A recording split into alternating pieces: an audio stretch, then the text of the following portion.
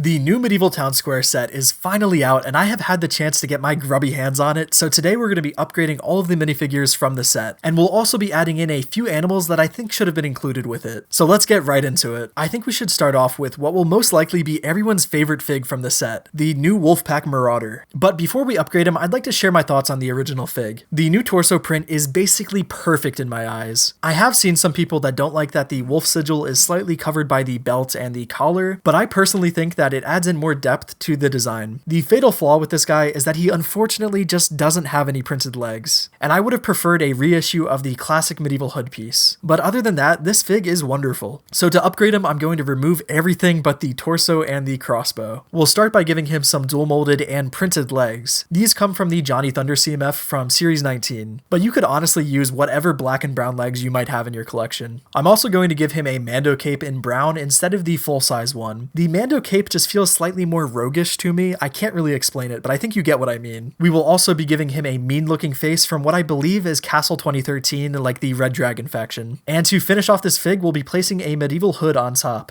These little upgrades took this fig to a whole nother level. I love that you can now see the fur collar with the older hood piece, and the dual molded legs just add in that little bit of extra detail that this fig needed. I seriously couldn't recommend enough you guys try and kind of mix and match your black and brown parts that you might have in your collection, because this fig is prime for customization. Whenever this torso gets added to Pick-a-Brick, I will be making an army of these guys without a doubt. Sourcing those old hoods though is going to suck. Okay, moving on, let's take a look at the Carpenter. The Carpenter is a decent fig. I'm not a fan of this hairpiece personally, but the new torso print makes up for it. So what I plan to do here is turn them into an adventurer or kind of wanderer character. I'll get rid of the plain legs that come in the set in favor of the olive and brown ones from the Goat Herder CMF. By adding on the torso, you can see how good these two look together. It looks better on this fig than it does on the CMF, to be honest with you. We'll also give her a backpack and the same face. To finish off this fig, she'll get a hairpiece that originally came in a BTS set. Oh, and I almost forgot, she needs a walking stick. I absolutely love how this one turned out, and I could see people making a ton of different combos with this torso alone. Seriously, this might be my second favorite custom we make today. Moving on, let's take a look at the Lion Knight Sergeant that came with the set. Now, for most people, this is going to be a fairly boring fig, but I actually think you can do a lot of fun stuff here. I'm going to start by adding in this printed breastplate piece that originally came in the Heroic Knight CMF. I'm going to keep the rest of the fig the same, but I will be replacing his basic spear with a red and blue flag. This is obviously a fairly minor change, but I think it does enough to make him feel like a real sergeant than what they did in the actual set. With that being said, I am really happy with how this guy looks now. Let's now take a look at the Tapestry maker in the set. The Tapestry building is probably my favorite of all of the buildings in the set right now, but the fig could use some extra work. The new torso, like all of the other ones in the set, is awesome, but the plain legs are just not quite my style. Thankfully, there is a perfect pair of legs to match this torso that you probably already have. We'll be taking the legs from a Mandalorian that came in the 2020 battle pack. Combining them with the new torso, you get a really nice but simple upgrade to this torso. It kind of looks like he has a really long shirt on now, but to me it works. I don't know if it's just me that likes how this looks, but I think it is a massive upgrade to the fig overall. Now, I'm also going to change out the head and hair that came in the set, but you could use whatever here. This combo is just one that I really love and have used it in some of my factions before. Okay, moving on, let's now take a look at my personal least favorite fig in the set, the Shield Painter. Now, the story behind this fig is really fun, but the actual figure itself is just kind of boring. The torso is one that we got in the Lion Knight's castle, and while I don't mind it being in this set, I just kind of wish they did something different here. Like maybe a recolor of the torso or some new printed legs. I'm not going to waste any more time on this fig because I have made a ton of customs with this torso on the channel that you have probably already seen before. So next up, let's take a look at the Cheesemaker's Daughter. So this fig has another new torso in tan, which I think will be great for a ton of different uses, but today I'm going to turn them into a ruffian kind of character. Basically the troublemaker of the village. We're going to start off with these fur printed legs that we'll add the torso to. Next, I want to give him a slightly rough but still young looking face, so I'm going to go with this one from Ninjago. To finish off the fig, we'll give him a long black hairpiece and a dagger. My idea with this guy is that he's kind of a wannabe Wolfpack marauder and is trying to join the gang, but hasn't had any luck so far. Okay, before we do the last two figs, I think we should add in some more farm animals to the set. One of the #1 complaints I've seen online about this set is that it's missing more farm animals. So we're going to add in a pig, a sheep with extra wool, and a lamb. Now I think it's time we take a look at the tax collector. When the set was revealed a couple of weeks ago, I was blown away by how good this fig looked. looked. The purple and gold print looks super classy, and the face print matches this guy's character perfectly. I've seen a lot of people talking about army building this guy, and I could see it, but honestly I think he works best as a standalone lord or maybe a king. I do have an idea for a custom purple faction based around this guy, but I'm still waiting on parts from Pick-a-Brick to show you.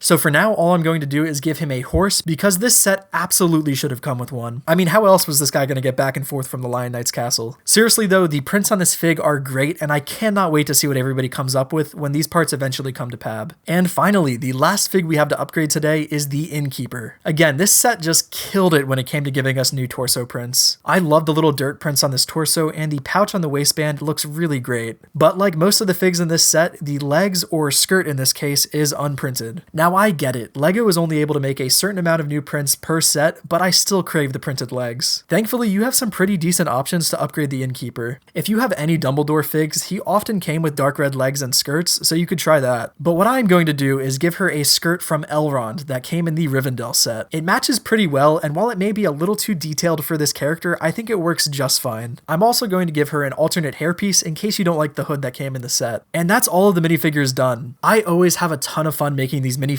upgrade videos, so I hope you enjoyed. Please let me know which minifig was your favorite, and as always, thank you so much for watching.